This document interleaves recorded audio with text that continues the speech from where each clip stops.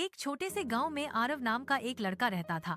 बचपन से ही लोग उसे कमजोर समझकर उसका मजाक उड़ाते थे, लेकिन आरव के अंदर एक छुपी हुई ताकत थी। उसके पिता ने मरने से पहले उसमें अग्नि चक्र की शक्ति सील कर दी थी।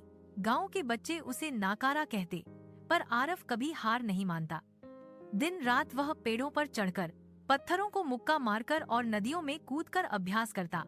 उसका सपना था सबसे बड़ा योद्धा बनना।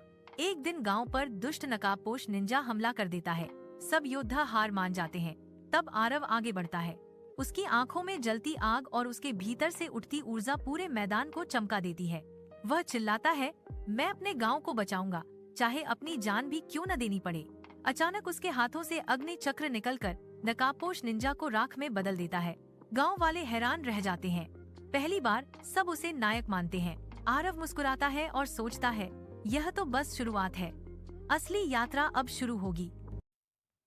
एक छोटे से गांव में आरव नाम का एक लड़का रहता था।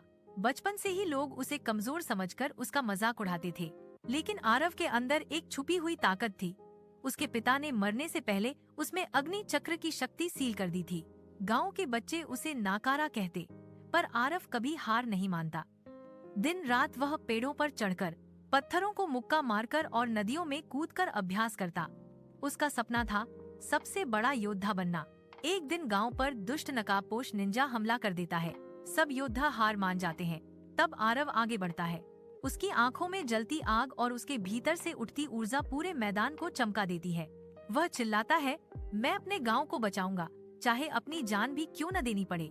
अचानक उसके हाथों से अग्नि चक्र निकलकर नकाबपोश निंजा को राख में बदल देता है। गांव वाले हैरान रह जाते हैं।